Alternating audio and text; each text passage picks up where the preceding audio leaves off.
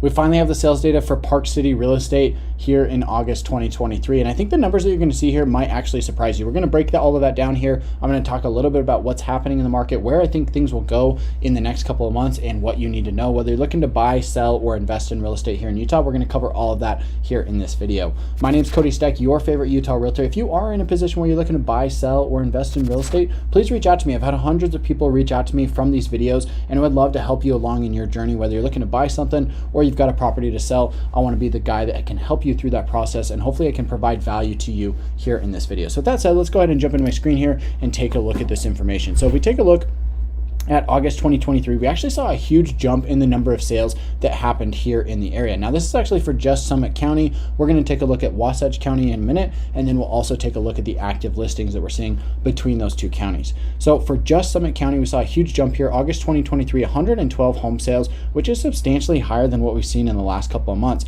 This is pretty typical for this time of year. We always see a pretty big jump in the fall months. I don't know exactly why, but we do typically see this. You can see back here in September, we saw a pretty big jump right here at 117. Looking back at July, this is something we see across the entire state. If you've seen any of my other videos talking about what's happening in the market, July is always a slow month. We had 73 home sales reported here and 59 back in this July of 2022.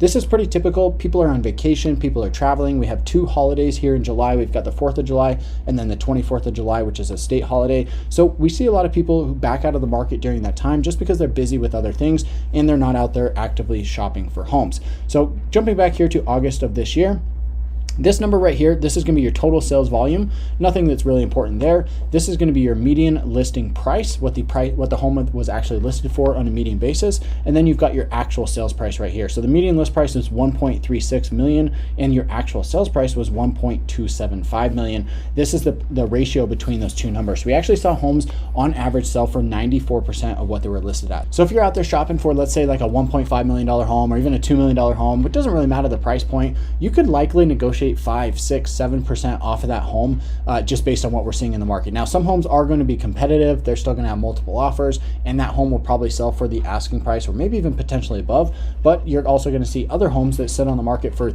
2, 3, 4, 5, 6 months, and those homes are going to be able to be negotiated on even heavier. So your average is roughly 6% off of the listing price. This will be a good number for you as you go out there to start negotiating. If you see a home listed, take off 5 or 6% and start your offer at that point, and also rely on what your real estate agent is going to tell you for that information as well. They're going to help guide you through that process because every home is going to be a little bit different. So list price here at 1.36, average sales price at 1.275. Now the days on market actually did decline. We're sitting at roughly 33 days on market for the month of August. What we saw happen was a lot of people jump into the market and start to come around and say, okay, maybe a recession really isn't happening. The stock market is doing very, very well. I'm sure a lot of people have cashed out some of their equities and purchased real estate with that money.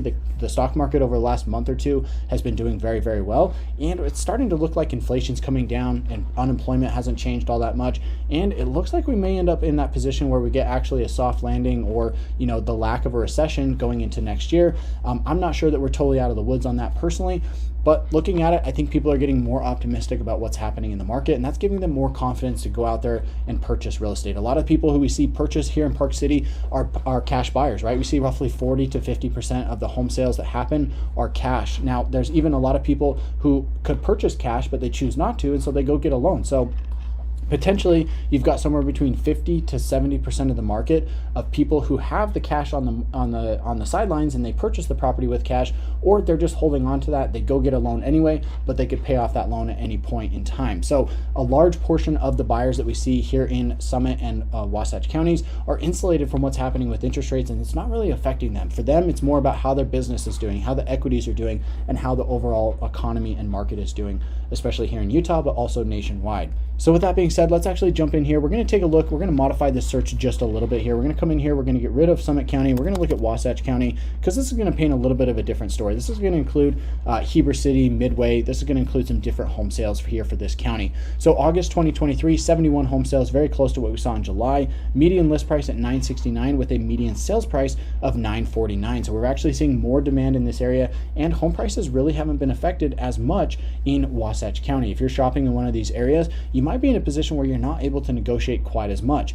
The reason for this is many more people who are shopping in this area are looking for a permanent residence, right? They're looking for a forever home. They're looking for somewhere for their kids and their family, and they're willing to pay a little bit more for homes in this area. In Park City, it's very much a different market. You're seeing a lot of people who are looking for second or third homes, vacation homes, Airbnb, stuff like that, and they're looking for a better deal, right? They don't have to purchase that home, and so they want the best home in the best neighborhood at the best price possible, and they're negotiating a little bit harder because of that. So right now, in Wasatch County, we are seeing some resiliency with prices. It's all over the place if you look at this information here. Going back to February, we saw prices here at $955. We dropped to $896, then all the way up to $1,027,000, back to $869. It's kind of all over the place just based on what homes are actually out there selling. When you only have 50, 60, 70 homes that are selling at any given time, the numbers are going to fluctuate quite a bit, but you kind of have to pay attention to what homes are actually selling for based on the listing price that you see here. So right here in July, we're at just over $1 million on the list price, but the average sales price was $912,